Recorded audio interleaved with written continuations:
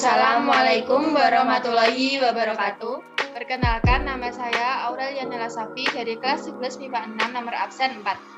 Perkenalkan, nama saya Risma Baidita Nurhidayah dari kelas 11 MIPA 6 nomor absen 33. Di sini kita akan menjelaskan mengenai peran Ki Hajar Dewantara dalam memperjuangkan kemerdekaan Indonesia. Yang pertama, biodata Ki Hajar Dewantara.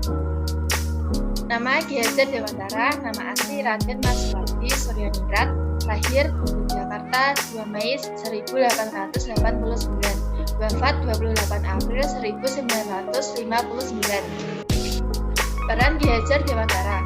Ki Hajar Dewantara adalah aktivis pergerakan kemerdekaan Indonesia, kolumnis, politis, dan pelapor pendidikan bagi kaum pribumi Indonesia dari zaman penjajahan Belanda.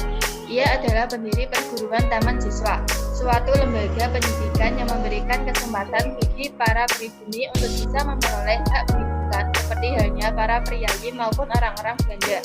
Berikut ini adalah peran Ki Hajar Dewantara dalam kemerdekaan. Yang pertama, bergabung dalam Budi Utomo. Pada 20 Mei 1908, dibentuknya organisasi sosial dan politik yang bernama Budi Utomo. Organisasi ini bertujuan untuk menyadarkan masyarakat Indonesia dan berusaha untuk meningkatkan kemajuan penghidupan bangsa dengan cara mencerdaskan rakyatnya. Dalam organisasi Budi Utomo, Ki Hajar Dewantara berperan sebagai tokoh propaganda untuk menyadarkan masyarakat pribumi mengenai pentingnya semangat kebersamaan dan persatuan bagi bangsa Indonesia. Berikutnya adalah mendirikan organisasi yang bernama IP. Awalnya Ki Hajar Dewantara hanya seorang penulis dan jurnalis yang kemudian menjadi aktivis kebangsaan. Ia diketahui tergabung dalam tokoh 3 serangkai bernama Dai Dekker dan Cipto Mangunkusumo yang mendirikan sebuah organisasi bernama IP. Berawal dari mendirikan IP pada 25 Desember 1912, Ki Hajar Dewantara menyadari bahwa jalan untuk melawan kolonialisme dimulai dari pendidikan. Berikutnya membentuk Komite Bumi Putera. Setelah Indiskati dibentuk, Ki Hajar Dewantara, Dai Dekker, dan Cipto Mangunkusumo melakukan pengajuan status badan hukum bagi organisasinya kepada Belanda. Namun, Gubernur Belanda Jenderal Hindenburg menolak pengajuan status badan hukum tersebut karena IP dianggap dapat membangkitkan rasa nasionalisme rakyat dan bergerak dalam satu kesatuan untuk menentang Belanda.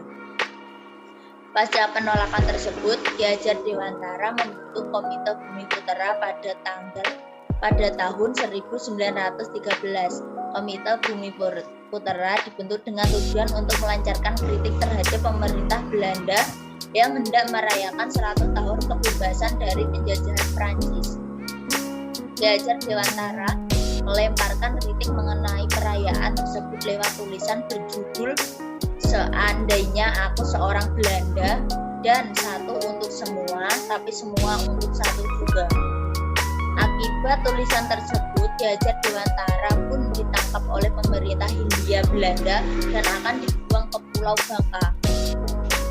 Berikutnya mendirikan Taman Siswa. Ki Hajar Dewantara mendirikan sekolah bernama Taman Siswa di Yogyakarta pada 3 Juli 1922. Lewat Taman Siswa, ia berusaha memadupadankan pendidikan gaya Eropa dengan Jawa tradisional. Di sekolah ini juga Ki Hajar Dewantara menumbuhkan kesadaran terhadap siswa Bumi Putera akan hak-hak mereka untuk mendapat pendidikan.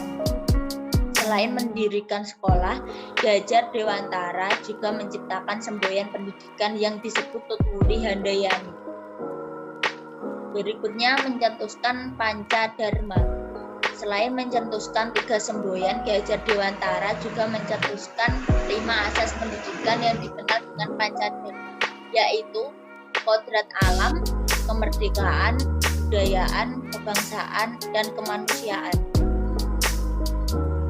Menjadi anggota BPUPKI. Menjelang kemerdekaan Indonesia, Ki Hajar Dewantara menjadi anggota Badan Penyelidik Usaha-usaha Persiapan Kemerdekaan Indonesia yang disebut BPUPKI Kemudian setelah proklamasi kemerdekaan Indonesia dikumandangkan tanggal 17 Agustus 1945, Presiden Soekarno membentuk kabinet pertamanya yaitu Kabinet Presidensial. Di dalam Kabinet Presidensial, Ki Hajar Dewantara ditunjukkan untuk menjabat sebagai Menteri Pengajaran, Pendidikan dan Kebudayaan Republik Indonesia. Sekian dari kita. Assalamualaikum warahmatullahi wabarakatuh.